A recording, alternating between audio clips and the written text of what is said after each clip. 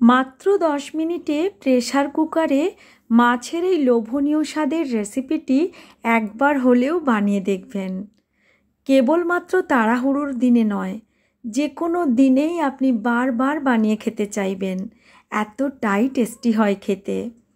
নমস্কার, লিপিজ কিচেনে সবাইকে স্বাগত জানাই। আশা করছি আমার আজকের এই দুর্দান্ত স্বাদের মাছের রেসিপিটি আপনাদের ভীষণ ভালো লাগবে। আমার চ্যানেল এখনও না সাবস্ক্রাইব করা থাকলে চ্যানেলটি সাবস্ক্রাইব করার অনুরোধ রইল। আজকে এখানে আমি এই মাছের রেসিপিটি বানানোর জন্য 4 পিস কাতলা মাছ নিয়েছি। আপনারা রুই, কাতলা বা যে কোনো মাছ দিয়েই কিন্তু এই রান্নাটি করে নিতে পারবেন। তবে মাছের পিসগুলোকে এভাবে একটু ছোট ছোট টুকরোতে কেটে নিতে হবে। আমি যতটা ছোট করছি ততটা ছোট না করেও আপনারা একটু বড় করেও কাটতে পারবেন। সমস্ত মাছগুলো আমি এভাবে ছোট ছোট কিউব শেপে কেটে নিয়েছি। আর তারপর এখানে মাঝারি সাইজের 2টি আলু কেটে জলের মধ্যে রেখেছি ডুমো ডুমো করে। প্রথমে মাছের জন্য মশলা বানিয়ে নিচ্ছি। এখানে কয়েকটি ছোট ছোট দারচিনি স্টিক আর 2টি ছোট এলাচ আর 8-10টার মতো গোটা গোলমরিচ নিয়েছি। নিয়ে নিচ্ছি 1.5 টেবিল চামচ পরিমাণ গোটা জিরে। এই রান্নায় কিন্তু জিরের গুঁড়োর ব্যবহার হবে না, গোটা জিরে বেটে ব্যবহার করলেই তবেই সুন্দর ফ্লেভার পাওয়া যাবে। আমি এখানে 1.5 টেবিল চামচ গোটা জিরে দিয়ে দিয়েছি। এবার দিচ্ছি 1.5 ইঞ্চ পরিমাণ আদার টুকরো। আদাগুলোকে ছোট ছোট টুকরোতে কেটে নিয়েছি বেটে নেয়ার সুবিধের জন্য। মাঝারি সাইজের একটি টমেটো কেটে দিয়েছি আর বড় সাইজের একটি পেঁয়াজকেও বড় বড় টুকরোতে কেটে দিয়ে দিলাম। এবার পরিমাণ মতো জল দিয়ে বেশ মসৃণ করে বেটে নিচ্ছি সমস্ত কিছুকে একসঙ্গে। প্রথমেই বলেছি প্রেসার কুকারে রান্না করব, তাই একটি প্রেসার কুকার নিয়ে নিয়েছি আর এর মধ্যে বেটে নেওয়া সমস্ত মশলা দিয়ে দিলাম। মিক্সির জার ধুয়ে অল্প জলও যোগ করে দিচ্ছি।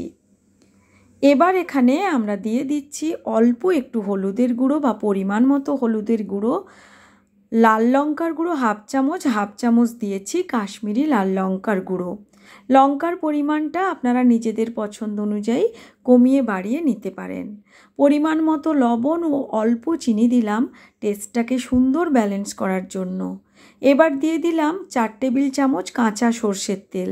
দেখতেই পেলেন খুব সাধারণ ঘরোয়া সমস্ত মশলার ব্যবহার করছি রান্নাতে, কিন্তু রান্নাটা হওয়ার পর দেখবেন দুর্দান্ত ফ্লেভারফুল তৈরি হয়। এবার এখানে টুকরো করে কেটে রাখা মাছের পিসগুলো দিয়ে দিলাম। একই সঙ্গে কেটে রাখা আলুকেও ভালো করে ধুয়ে জল ঝরিয়ে যোগ করে দিয়েছি। মাছ আলুকে মশলার সঙ্গে এখন ভালো করে মিশিয়ে নেব। হাতে যদি সময় থাকে 10 মিনিট রেখে দিতে পারেন এভাবেই, কিন্তু যদি তাড়াহুড়োর দিনে বানান তাহলে কিন্তু চটজলদি এখনই বানিয়ে ফেলতে পারবেন। এখানে আমি অল্প আরও একটু জল যোগ করে দিচ্ছি, কারণ আলু আছে বেশ কিছুটা ঝোল টেনে নেয়। আর এই রান্নাতে কিন্তু খুব বেশি ঝোল থাকবে না, আবার অল্প অল্প গ্রেভি থাকবে, যেটা দিয়ে ভাত মেখে খেতে খুব ভালো লাগবে। তো এখন আমি ফ্লেম অন করে প্রেসার কুকারটা চাপিয়ে দিচ্ছি। প্রথমে হাই ফ্লেমে একটা সিটি দিয়ে নিতে হবে আর তারপর ফ্লেম কমিয়ে বা মিডিয়াম ফ্লেমে রেখে আরও 2টো সিটি দেওয়ার পর রেখে দিয়েছিলাম ফ্লেম অফ করে। যখন ভেপারটা নিজের থেকেই বেরিয়ে গেছে তখন প্রেসার কুকারের ঢাকনা খুলে দিলাম। এখানে একটি গুরুত্বপূর্ণ টিপস আপনাদের বলে দিই, এই সময় কিন্তু আপনারা খুন্তি দিয়ে বা চামচ দিয়ে নাড়াচাড়া করতে যাবেন না। এভাবেই প্রেসার কুকারের হ্যান্ডেলটা ধরে এভাবে একটু ঝাঁকিয়ে মিশিয়ে নিতে পারেন, কারণ এই সময় এটা খুব গরম আছে আর চামচ দিলে কিন্তু মাছের টুকরোগুলো ভেঙে যেতে পারে। তো দেখুন এভাবেই রান্নাটা হবে, দেখে আশা করি আপনারা বুঝতে পারছেন। আরও একটু ঠান্ডা হলে এর গ্রেভিটা আরও একটু ঘন হয়ে যাবে। সব শেষে কয়েকটা চেরা কাঁচা লঙ্কা যোগ করে ঢাকা দিয়ে আরও একটু স্ট্যান্ডিং টাইম দিয়ে রেখে দিয়েছিলাম। তো দেখুন এটা কিন্তু এখন একদম সার্ভ করার জন্য রেডি। আমার রান্নাঘর এর সুন্দর গন্ধে একদম মমো করছে। আপনারা যদি এভাবে একবার বানিয়ে দেখেন তাহলেই বুঝবেন এটা কতটা টেস্টি হয় খেতে।